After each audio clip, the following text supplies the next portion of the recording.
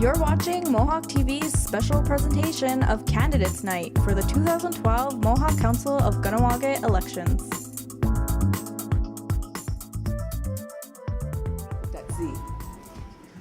Wat kunuradum, zawagwegum, the wadadegum, Kahnawake Huron. Gadid Hawitha, Yujatstana, Agirum, Zigua, Oskum, Kahnawake Huronum Guinea. Aganistan, Gaha. Nene Louise Ganakdoim Zachary, Dana Raganiha Gaha, Nene Garhat Dodum, John Big Six Jocks. Skatsum Rodi Darayam Dakwe. Greetings, everyone. Kahnawake Hronum. I am Christine Gadidza Zachary Diom. My mother was the late Louise Zachary. She was a weaver and she was a great cook and a seamstress. My father was John Big Six Garhat Dodum Jocks. He was one of the first police constables here, and he was also acknowledged as the athlete of his century. My parents were born in 1895 and 1910, so you could say I reached back quite a way. And so why I say their date of birth is because it's important to know their histories and what they knew about Kahnawake, and that's what I inherited. And I'm very proud to say thank you for that, and thank you for my history and my clan. My siblings are the late Alvina Zachary Goodleaf, Melvin Winyonde Zachary, and Anna Jeronsawes Zachary LeBlanc. My children are Alexis Gawanisum Shackleton and Lauren Osana Awi Zohahio Diom. I have 4 grandchildren.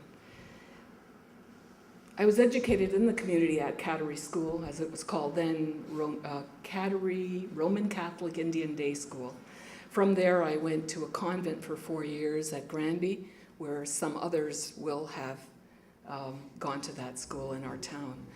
I then was at a business college in Montreal, and then I worked for 2.5 years for a private firm.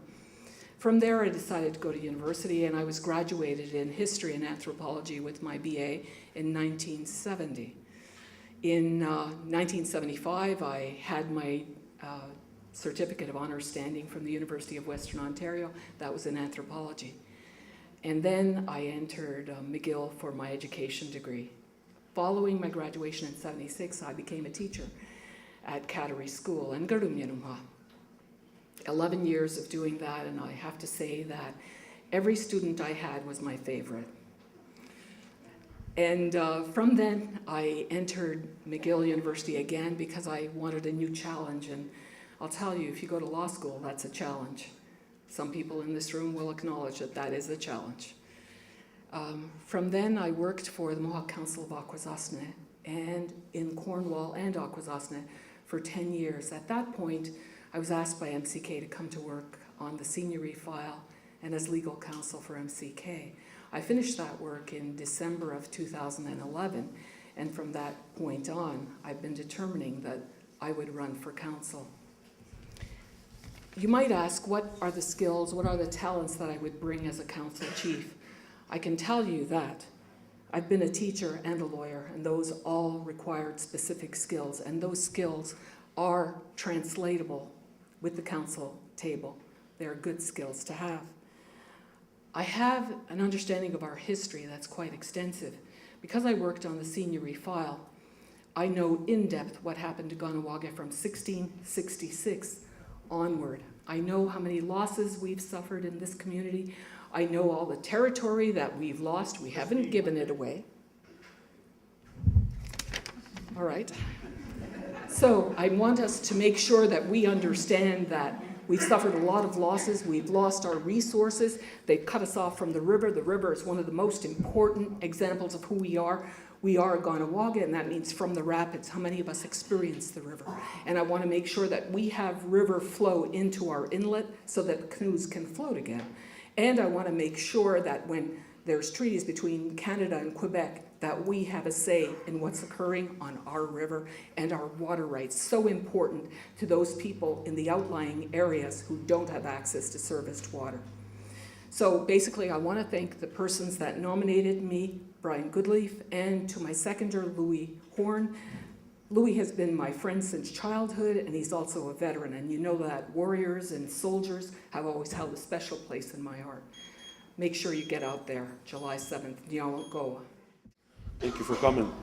My name is Robert Patrick Patton Jr. Everybody knows me as Bobby. My mom and dad is Robert Sr. and Beverly Patton. My daughter is Amy Lee Patton with two of my beautiful grandchildren. My sister is Janice. My brother is Al, and I have a younger sister, Christine. Kind of a little nervous here. But what I want to talk about tonight is about the elders. Being a peacekeeper of 20 plus years, we've been around the community, and we see a lot of our elders that lack a lot of support, and they're very proud who they are, but they have fallen by the wayside. A lot of them is because their pride is taken over, and a lot of families take advantage of them. Along with a lot of people in Kahnawake are also below the poverty line. They're poor, and being a police officer of so many years, we've seen that, and it's sickening and saddening. What can we do for the people? And we have to stand up for these people. And it's been many years, and we hear a lot of people in town that says we need to do something. And I like to take more of an action, because in our position as a peacekeeper, we can't. It seems like we're trying, but we can't take it any further. From that leads into another really problem that we're suffering in town is our drug problem, which Lloyd is talking about, a drug task force. Over the years in present, right now, we have a severe problem with the drugs and the issue on how to stop it, how to slow it down, whatever it may be. But what happens is, I'm afraid of it getting into our younger children, like grade school, and it's coming outside. It's there. But we have to stop it now, and we have to take a very strong stance of it. Over the years of working, I worked on many drug files over the years. I was a police officer, all from James Bay to New Brunswick to here. I've seen so many communities with so many issues, but here I like to bring it forward, because I always take the way I feel for my people. I'm very strong on how they feel and their concerns. And as I work, I always listen to our people. Sometimes I'll be waving to everybody, talking to everybody, and some of my colleagues says, "Gee, you're like the president. You wave to everybody." But you know what? I take pride in my community, and I really do wish I can take more of a stance and try to combat these issues.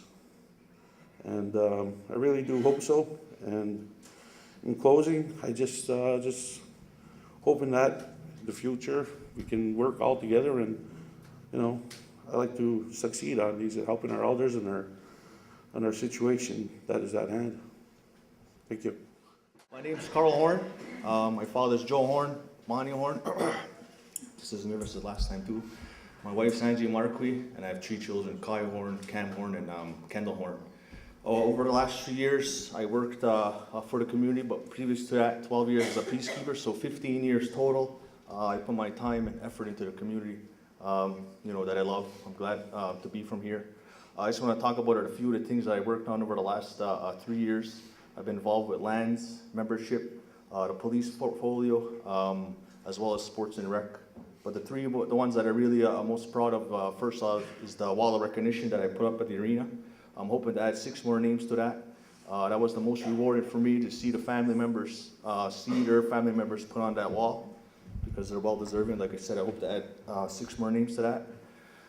The other thing that also I'm very proud of is the 2 playgrounds that I played a part in. The one at the arena, thanks in large part to the tobacco industry, who donated a lot of the money to make that playground a reality for our children at the arena. But also the new playground that's going to be put up at the Lot 106 area. for the young families that are in that area. They need more stuff over there for them to keep physically active. And also the mixed softball league that I got going once again. It's a big part for our, I'm not gonna say our older community members, but for the adults in our community to stay active. Last year was a huge success. It's the same thing this year. We have 6 teams, a lot of players, but not only that, there's a lot of family and friends that go watch just to pass the summer nights.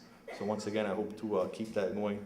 And finally, the last 3 things that I hope to work on if I'm re-elected, I'd like to get more involved with the Kahnawake file, number 1.